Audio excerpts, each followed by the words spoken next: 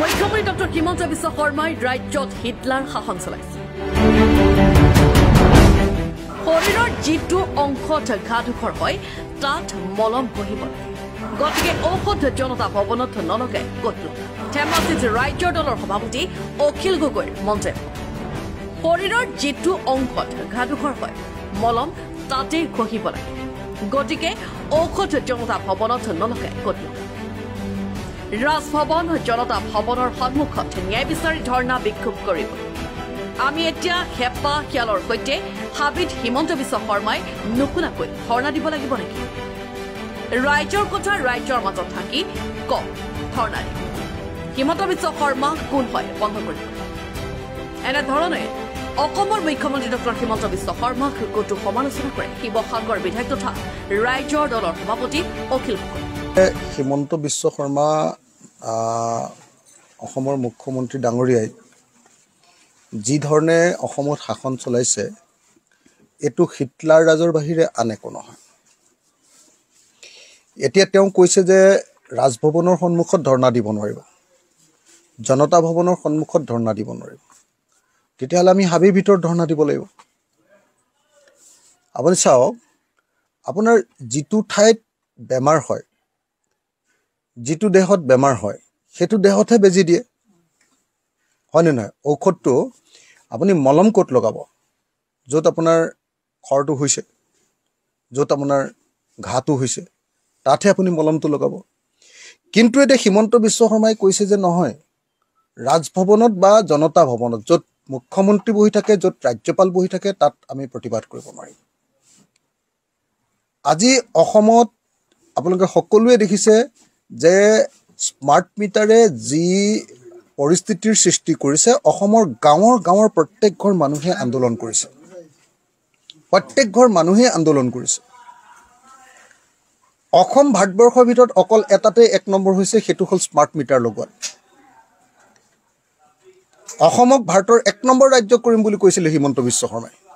1 number কৰিব পাৰিলে অকল স্মাৰ্ট মিটাৰ লগোৱাত, অৰ্থাৎ অসমৰ মানুহক লুণ্ঠন কৰাত 1 নম্বৰ কৰিব পাৰিলে। আৰু 1 নম্বৰ ক'ত হ'ল? 1 নম্বৰ হ'ল শিশুৰ মৃত্যুৰ হাৰত, ইনফেণ্ট মৰ্টেলিটি ৰেট, বাচ্চা জন্ম হওঁতে বাচ্চাটো মৃত্যুৰ হাৰত 1 নম্বৰ ভাৰতৰ ভিতৰত। মেটাৰ্নেল মৰ্টেলিটি ৰেট, অৰ্থাৎ প্ৰসূতি মৃত্যুৰ হাৰত অসম ভাৰতবৰ্ষৰ ভিতৰত 3 নম্বৰ।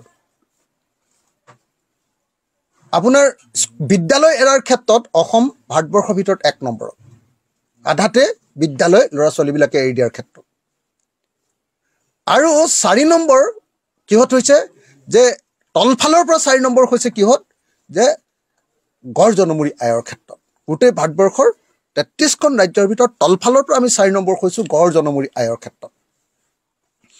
গতিকে এইটোৱে প্ৰমাণ কৰে যে অসম চৰকাৰখন সম্পূৰ্ণৰূপে ব্যৰ্থ হৈছে। অসম চৰকাৰখনে তেওঁলোকৰ প্ৰতিশ্ৰুতি পূৰণ কৰিব পৰা নাই। অসম চৰকাৰখনে আজি মানুহৰ ঘৰত অত্যাচাৰ কৰি আপোনাৰ স্মাৰ্ট মিটাৰ লগাইছে। মানুহ নথকা অৱস্থাত জোৰ কৰি স্মাৰ্ট মিটাৰ লগাই থৈ আহে। অথচ স্মাৰ্ট মিটাৰ লগোৱাৰ নিয়মটোৱে হ'ল যে মানুহৰ অনুমতি লৈ যদি বিচাৰে তেতিয়াহে তেওঁলোকৰ স্মাৰ্ট মিটাৰ লগাব লাগিব। আৰু সেই চৰ্তৰ ভিত্তিতে বেলেগ বেলেগ ৰাজ্যত স্মাৰ্ট মিটাৰ বন্ধ হৈ গৈছে, কিন্তু অসমত জোৰ কৰি লগায়। আৰু যেতিয়া তাৰ প্ৰতিবাদ কৰিবলৈ কোনোবাই যায় তেতিয়া কয় যে বিক্ষুব্ধ জনতাই ৰাজভৱনত প্ৰতিবাদ কৰিব নোৱাৰিব, বিক্ষুব্ধ জনতাই জনতা ভৱনত প্ৰতিবাদ কৰিব নোৱাৰিব। অৰ্থাৎ ন্যায় বিচাৰি আমি ধৰ্ণা দিব লাগিব হাবিত, ন্যায় বিচাৰি আমি ধৰ্ণা দিব লাগিব বহুত দূৰত, য'ত ৰাজনেতাসকল বহি থাকে তাত আমি ধৰ্ণা দিব নোৱাৰিম, তাত আমি মাত পাতিব নোৱাৰিম, তাত আমি মুখখন বন্ধ ৰাখিব লাগিব। তাত গৈ কোনেও তেওঁলোকৰ সেই AC ৰুমত গৈ কোনেও ডিষ্টাৰ্ব কৰিব নোৱাৰিব। তো গতিকে আজিৰ দিনটোত আমি এতিয়া কি কৰিব লাগিব?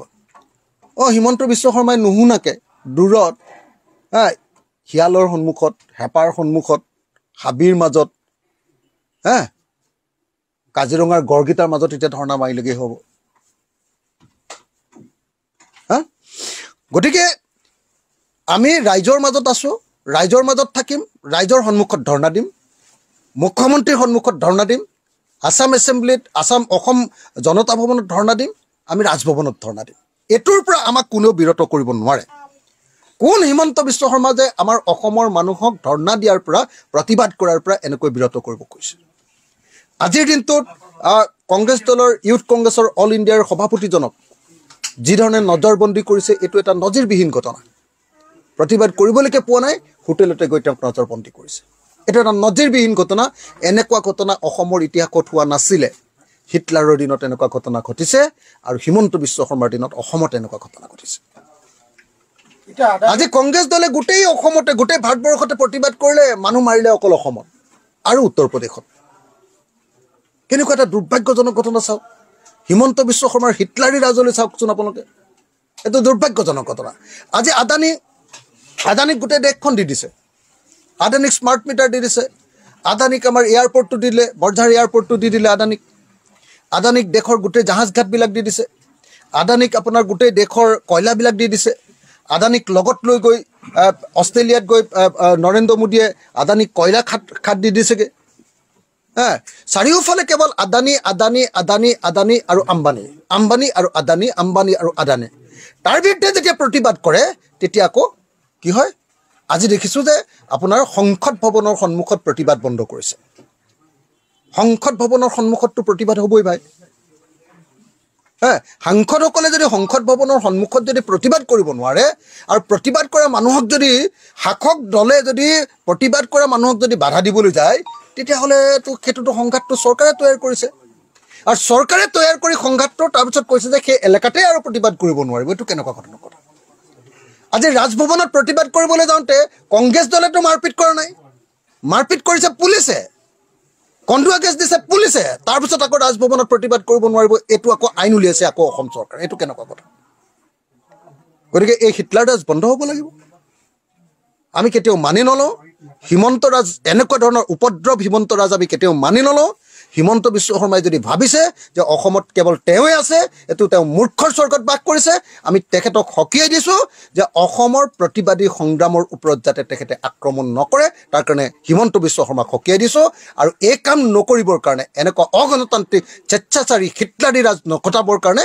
আমি হিমন্ত বিশ্ব শৰ্মাক সকীয়াই দিছোঁ গুজৰাটত যেতিয়া আদানীৰ গৃহভূমি নৰেন্দ্ৰ মোদীৰ গৃহভূমি আম্বানীৰ গৃহভূমি গুজৰাটত যেতিয়া স্মাৰ্ট মিটাৰ লগাবলৈ গৈছিলে মানুহে তাত প্ৰতিবাদ কৰিলে যিকেইঘৰ মানুহৰ ঘৰত স্মাৰ্ট মিটাৰ লগাইছিলে স্মাৰ্ট মিটাৰবিলাক খুলি দিলে কিন্তু কোনো মানুহৰ ওপৰত তাত কেছ দিয়া নাই আমাৰ ইয়াত যিবিলাকে স্মাৰ্ট মিটাৰকেইটা খুলি দিছে তেওঁলোকৰ ওপৰত কেছ লগাইছে লাহেকৈ তাতে এটা নিয়ম আছে কেন্দ্ৰীয় চৰকাৰে অৰ্ডাৰ দি থৈছে নটিফিকেশ্যন জাৰি কৰি থৈছে যদি কোনোবাই ইচ্ছামতে স্মাৰ্ট মিটাৰ লগাব খোজে লগাব পাৰিব কোনোবাই যদি লগাব নোখোজে তেতিয়াহ'লে নালাগে এতিয়া অসমৰ মানুহে কৈছে যে আমাক স্মাৰ্ট মিটাৰ নালাগে প্ৰতিবাদ কৰা মানুহৰ ওপৰতে কেছ দিছে অৰ্থাৎ স্মাৰ্ট মিটাৰৰ পৰা যে কমিশ্যন খাব লাগে হিমন্ত বিশ্ব শৰ্মাক স্মাৰ্ট মিটাৰৰ পৰা যে কমিশ্যন লাগে যেনেকৈ সাৰদাৰ পৰা কমিশ্যন লৈছিলে যেনেকৈ লুই বাজাৰৰ পৰা কমিশ্যন লৈছিলে যেনেকৈ উত্তৰ কাছাৰ 1000 কোটি টকাৰ কেলেংকাৰীৰ লগত আছিলে ঠিক তেনেকৈ এতিয়া স্মাৰ্ট মিটাৰৰ নামত ডাঙৰ কমিশ্যন লৈ অসমৰ প্ৰত্যেক ঘৰ মানুহৰ পৰা স্মাৰ্টলি ডকাইত কৰিবৰ কাৰণে যি ব্যৱস্থা লৈছে এইটো অসমৰ মানুহে অসমীয়া মানুহে মানি নলয় আমি মানি নলওঁ অসমৰ মানুহে মানি নলওঁ স্মাৰ্ট মিটাৰ আমাক নালাগে আমাৰ বিজুলী বাতি আগতে যেটো 200 টকাত পাইছিলো সেই 200 টকাটো এতিয়া 600 টকা হ'ল যাৰ ঘৰত আটাইতকৈ বেছি 1500 টকা আহিছিল সেই ঘৰটোত গৈ এতিয়া 4000 টকা বিল আহে স্মাৰ্ট মিটাৰ দিয়াৰ পাছত আমাক সেই স্মাৰ্ট মিটাৰ লাগিব কিয় আমাক কম দামতে স্মাৰ্ট মিটাৰ লাগে কম দামতে আমাক মানে বিজুলী লাগে স্মাৰ্ট মিটাৰটো আমাক নালাগে বিজুলী লাগে বিজুলী কম দামত বিজুলী লাগে পাৰিলে তো ফ্ৰীকে লাগে বেছিকে বিজুলী নামত টুটিবৰ কাৰণে তো নালাগে আজি অসমৰ মানুহে এখন মটৰচাইকেল চলাব নোৱাৰে ফাইন 10000 12000 বেটেৰী ৰিক্সা এখন চলাই খাব নোৱাৰে তাৰ ওপৰত ফাইন ট্ৰেক্টৰ এখন চলাব নোৱাৰে 12000 টকা ফাইন গাড়ী এখন ৰাস্তাইদি যাব নোৱাৰে এই ৰাস্তাত একদম এনেকুৱা ধৰণৰ গাড়ী কিছুমান ৰখাই থৈ দিছে 2000 টকা ফাইন ৰাস্তাত আৰে অসমৰ মানুহ কি কৰি খাব হিমন্ত বিশ্ব শৰ্মাৰ ঘৈণীয়েকে অকল ধনী হ'ব লাগিব আৰু অসমীয়া মানুহবিলাকে ভিক্ষাৰী হৈ খাব লাগিব আপোনাৰ অৰুণোদয় 1250 টকা হিমন্ত বিশ্ব শৰ্মাৰ একাপ কফিৰ দাম তাতকৈ বেছি মই সেইকাৰণে কৈছোঁ যে অৰুণোদয় 1250 টকা নহয় মিনিমাম 3000 টকা কৰক আৰু অৰুণোদয়ৰ নামত এতিয়া যিমতে মহিলাসকলক লুণ্ঠন কৰিছে, মহিলাসকলক যেনেকৈ ধৰণে শোষণ কৰিছে, মহিলাসকলক যেনেকৈ ব্লেকমেইল কৰিছে, এইটো বন্ধ কৰক। অসমৰ প্ৰত্যেকগৰাকী মহিলাক অৰুণোদয় দি দিয়ক। আগতে থকা অৰুণোদয়বিলাক কাটি দিব নালাগে। আকৌ নতুনকৈ যে এপ্লাই কৰিবলৈ দিছে, চাকৰি থকা মানুহে আকৌ ইণ্টাৰভিউ দিয়ে নেকি ক'ৰবাত? এইটো মানুহক ব্লেকমেইল কৰিবৰ কাৰণে, ভোট ল'বৰ কাৰণে বিজেপি এইটো কৰি আছে নহয় জানো? গতিকে এই মুহূৰ্তত মই সকলোকে কৈছোঁ যে অসমৰ প্ৰত্যেকগৰাকী মহিলাকে অৰুণোদয় দিয়ক, আৰু প্ৰত্যেকগৰাকী মহিলাৰ অৰুণোদয় পৰিমাণটো ৩,০০০ টকা কৰক। তেতিয়া মহিলাগৰাকীৰ সামান্য এটা নিৰাপত্তা হ'ব, আৰু সামান্য এটা যদি নিৰাপত্তা হয়, আজি ১২৫০ টকাত অকল গেছ চিলিণ্ডাৰটো কিনিবলৈ পায়। জুইকুৰাত মানুহে ভাত খাব পাৰিব নেকি? প্ৰত্যেক দিনাই গেছৰ দাম বঢ়াই আছে। গতিকে মই এই মুহূৰ্তত অতি স্পষ্টকৈ দাবী উত্থাপন কৰিছোঁ, স্পষ্ট যে অৰুণোদয় প্ৰত্যেকগৰাকী অসমৰ মহিলাক অৰুণোদয় দিয়া হওক, আৰু প্ৰত্যেকগৰাকী অসমৰ মহিলাক অৰুণোদয় দি সেই অৰুণোদয়ৰ পৰিমাণটো ৩,০০০ টকালৈ বৃদ্ধি কৰা হওক। Bureau report, N24 Assam.